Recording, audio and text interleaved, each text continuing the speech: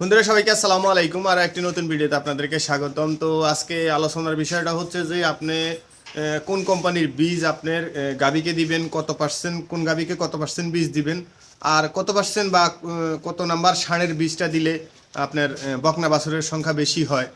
তো এ বিষয়ে আমাদের এক ভাই আমাকে প্রশ্ন করছেন। তো উনি বারবার আমাকে প্রশ্ন একটাই করছেন যে ভাই কোন ষাঁড়ের নাম্বারটা আর প্লাস পার্সেন্টেজটা অবশ্যই আমাকে জানাবেন। তো সে কারণে আসলে আজকে ভিডিওটা করা। তো বন্ধুরা, আপনি যদি আমার চ্যানেলে নতুন হয়ে থাকেন তাহলে অবশ্যই চ্যানেলটিকে সাবস্ক্রাইব করে পাশে থাকা বেল আইকনটি বাজিয়ে দিন।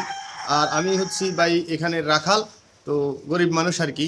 এই কারণে অনেকেই হয়তো বা লাইক দিতে চায় না বা ভিডিওটা দেখে স্কিপ করে চলে যায়। তো যদি পারেন দয়া করে একটা লাইক দিয়ে দিবেন। আর যদি আপনি আমার চ্যানেলে নতুন হয়ে থাকেন তাহলে অবশ্যই চ্যানেলটাকে সাবস্ক্রাইব করে দিবেন, উপকৃত হব আর কি। তো যাই হোক, বিস্তারিত আলোচনা করি আসলে। তো যেটা হচ্ছে যে আপনি কোন কোম্পানির বীজ দিবেন, আপনি সর্বপ্রথম আমি যেটা বলবো, আমি আমার 8 বছরের অভিজ্ঞতায় সেটা হচ্ছে যে আপনি অবশ্যই ব্রাকের বীজ দিবেন। কারণ ওনাদের ব্রাকের বীজের পার্সেন্টেজ বা বিভিন্ন ইটা অনেকটাই ভালো আর কি। যে আমরা আমাদের খামারে আমি আগে যে দুইটা খামারে ছিলাম সেই খামার দুইটাতেও আমরা ব্রাকের বীজ দিতাম। আর আমাদের ওই সমস্ত খামারের আগে ভিডিওতেও বলছিলাম যে ওই সমস্ত খামারে আপনার একটা খামারে আমার মানে এক বেসে প্রায় 17টা বাছুর হয়েছে। 17টা বাছুরের ভিতরে প্রায় 13টা বাছুরই হচ্ছে আপনার বকনা বাছুর হয়েছে। এর আগে আমি একটা খামারে ছিলাম, ওখানে আপনার 9টা বাছুর হয়েছে। 9টা বাছুরের ভিতরে প্রায় 60টার মতোই আপনার 60টা বাছুরই বকনা বাছুর হয়েছে। আর এখানে আমাদের লাস্ট বেস যেটা সেটা হচ্ছে যে 60টা বাছুর, 60টা বাছুরের ভিতরে 5টা বাছুরই বকনা বাছুর হয়েছে আলহামদুলিল্লাহ। তো আজকে যেহেতু ভাই আমাকে প্রশ্নটা করছে, আমি এটা অবশ্যই আপনাদেরকে জানিয়ে দিব যে আমরা কোন বীজটা দিতাম বা কত নাম্বার ষাঁড়ের এটা দিতাম আর পার্সেন্টেজটা কত সেটা অবশ্যই বলে দিব। আর যেহেতু আপনি বর্তমানে আমাদের বা এখনকার বাজারে যদি 15-16 কেজি দুধের যদি একটা গাভী কিনতে যাই আমি, সেক্ষেত্রে হয় কি 2,80,000, 2.5 লাখ, অনেক সময় 3 লাখ টাকাও দিতে হয় আর কি। তো যদি আপনি আপনার খামার থেকে যদি বকনা বাছুর বের করে এরপরে ওটাকে গাভী বানাতে পারেন তাহলে আপনি অনেকটাই লাভবান হলেন আর কি। তো আমি যেটা বলতে চাচ্ছিলাম সেটা হচ্ছে যে আমরা সাধারণত যে বীজটা দিয়ে থাকি সেটা হচ্ছে 326 নাম্বার ষাঁড়ের নাম্বার হচ্ছে 326। ওই ষাঁড়ের মায়ের দুধের রেট হচ্ছে 17 লিটার, আর ওটা হচ্ছে 75%। তো 75% অনেকে ভাবতে পারেন যে এটা কম হয়ে যায়। অনেকে চিন্তা করেন যে আপনি হয়তো 93.75% দিতে পারেন। তারপরে হচ্ছে 93.75 বা কেউ 87.87% দেন। তো আপনাকে বুঝতে হবে যে আপনার গরুর ওয়েট বা গরুর ধারণ ক্ষমতা কতটুকু, ওটা অনুযায়ী আপনি বীজটা দিতে হবে। কারণ অনেক সময় হয় কি, আমাদের একটা গরু হয়েছিল, সেটা হয়তো ভুলবশত কারণে বা যে এআই কর্মী ছিল উনি হয়তো ভুল করতে পারেন, হয়তো পার্সেন্টেজ বেশি থাকার কারণে আমাদের বাছুরটা হয়ে গেছিলো অনেক বড়। আর ওই বাছুরটা বের করতে মানে বাছুরটা পেটেই মারা গেছিলো। তারপরে ওই মরা বাছুরটাই আমাদেরকে বের করতেছে, কারণ ওর মানে বাছুরটা উল্টা হয়ে আসছিল আর কি। গাভী অনুযায়ী মানে ওই গাভী যেই গাভীটা সেই গাভী অনুযায়ী আর একটা গাভী আর কি, মানে গরু একই মানে এত এত বড় ছিল, প্রায় 50 কেজি ওয়েট ছিল ওই বাছুরটার আর কি।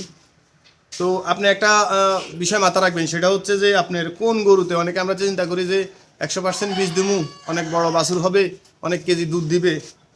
সেটার ক্ষেত্রে হয়তো আপনার যদি 100%-এর কোনো গাভী যদি আপনার থেকে থাকে, সেক্ষেত্রে আমি একটা বলতে পারি যে ষাঁড় নাম্বার হচ্ছে 261। 261 হচ্ছে ষাঁড় নাম্বার, আইডি নাম্বার আর কি। আর হচ্ছে যে ওর মায়ের দুধের রেট হচ্ছে মানে ছিল আর কি 29 লিটার, আর ওটা হচ্ছে 93.75। এই পার্সেন্টের বীজ আপনি দিতে পারেন, কিন্তু আপনার গরু 100% হতে হবে। আর একটা বিষয় মাথা রাখবেন, 100%-এর বাছুরগুলা অনেক সময় মারা যায়। তো কেন মারা যায় সেটা যদি আপনি আগে থেকে বুঝতে পারেন তাহলে হয়তো বা আপনি সেভ করতে পারবেন। আপনি যদি কোনো গরুকে 100%-এর বীজ দিতে যান, সেক্ষেত্রে হচ্ছে আপনি একটা মানে একটা বিষয় মাথা রাখবেন, সেটা হচ্ছে যে ওই সময়টায় বীজ দিবেন যেই সময়টা ধরেন আপনার গরুটা ধরেন আমি আজকে বীজ দিলাম, হয়তোবা এটা আমার জানুয়ারি ডিসেম্বর, ঠিক আছে, ডিসেম্বরের শুরু থেকে বা জানুয়ারি ফেব্রুয়ারি এই 3 মাসের ভিতরে যদি গরু মানে ইয়ে করে ডেলিভারি হয়, ঠিক আছে, ওই অনুযায়ী আপনি বীজটা দিবেন। মানে ধরেন আমি এখন বীজ দিলাম, এই হয়তো হয় এখন বীজ দিলাম, এটা হয়তো মানে জানুয়ারি মাসে বা ডিসেম্বর মাসে বা ফেব্রুয়ারি মাসে বাচ্চাটা প্রসব করবে। তো ওই ওই অনুযায়ী যদি দিতে পারেন তাহলে আপনি হয়তো বাচ্চাটাকে টিকাইতে পারবেন। তো আসলে সাধারণত 100%-এর বাচ্চা কেন টিকে না, কারণ আমাদের বাংলাদেশে যে অতিরিক্ত গরম, আর ওই বাচ্চাগুলো থাকে হচ্ছে আপনার যে দেশের বাচ্চা মানে হলস্টিন ফ্রিজিয়ান যে বাচ্চাগুলো, এরা সাধারণত আপনার ঠান্ডায় থেকে অভ্যস্ত আর কি, ওরা গরম সহ্য করতে পারে না। তো হয় কি অনেক সময় গরমেও নিঃশ্বাস জোরে নিতে নিতে এক সময় করে স্ট্রোক করে মারা যায় বা বিভিন্ন কারণে মারা যেতে পারে। এই কারণে ওয়েদারের সাথে না মিলার কারণেই বাচ্চাগুলো ছোট থাকতে মারা যায়। কিন্তু যদি আপনার শীতের সময় যদি বাচ্চাটা হয় তাহলে ওর প্রতি এতটা মানে হবে না। সেই ক্ষেত্রে হয়তো দেখা গেছে 40 দিন বা 90 দিন যদি বের হয়ে যায় তাহলে ওর মানে মৃত্যুর হারটা চান্সটা কম থাকে আর কি। এই বিষয়টা মাথায় রাখবেন। আর অবশ্যই আপনার যে গরুর ভিতরে গরু যে গরুতে আপনি 100% বীজ দিবেন, ঠিক আছে, ওর প্রস্রাবের রাস্তাটা বড় থাকতে হবে। তো দেখা গেছে অনেক সময় প্রস্রাবের রাস্তা ছোট থাকার কারণে দেখা গেছে ওই বাচ্চাটা বের করে আনতে সমস্যা হয়, এই কারণে বাচ্চাটা অনেক সময় ভিতরেই মারা যায়। তো আমি একবারে প্রথম যে খামারে ছিলাম সেই খামারে আমরা লাস্ট পর্যায়ে যাই আমাদের হয়তো মালিক বলছিল আর কি, সে কারণে আমরা 5টা গরুকে 100%-এর বীজ দিছিলাম। কিন্তু 5টা গরুতে 100%-এর বীজ দেওয়ার পরে একটা মানে গরুর আমি ওই খামারে মানে বীজ দেওয়ার পরে যখন মোটামুটি ওগুলা ডেলিভারি হবে সময়ের কাছে আছে, তখন আমি ওইখান থেকে চাকরি ছেড়ে চলে আসছি যে কোনো কারণে হোক। তো তারপরে হয়েছে কি যে ওই 5টা যে বাছুর, ওই বাছুরগুলো ডেলিভারি হওয়ার পরে একটা বাছুরও বাড়াইতে পারে নাই। এর ভিতরে একটা বাছুর মানে পেটের ভিতরে মারা গেছে। শেষ পর্যন্ত ওইখান থেকে মানে যেটা বলা খুবই আর কি, মানে কেটে কেটে বের করতে হয়েছে আর কি। আর বাকি যে 4টা বাছুর ছিল, এই 4টা বাছুরই মোটামুটি 40 দিন পার হওয়ার আগেই মারা গেছে। কেউ 15 দিন, কেউ 17 দিন, কেউ 5 দিনের দিনও মারা গেছে। তো এই বিষয়গুলো মাথা রাখবেন। আমি যেটা বলছি সেটা যে আপনি যদি পারেন সেটা হচ্ছে যে আপনার 75%-এর যে এইটা বীজগুলা, এর ভিতরে একটা আছে আপনার সারের নাম্বার হচ্ছে 326, সেটা তো বললামই। আরেকটা হচ্ছে আপনার 154, তারপরে আরেকটা হচ্ছে 160। তো এইগুলা একটু নোট করে রাখবেন। এইগুলা যদি আপনি প্রয়োগ করেন আশা করি আপনি কোনো বিপদে পড়বেন না। আপনার মোটামুটি খামার মানে বাচ্চাগুলা সেভে থাকবে আর কি।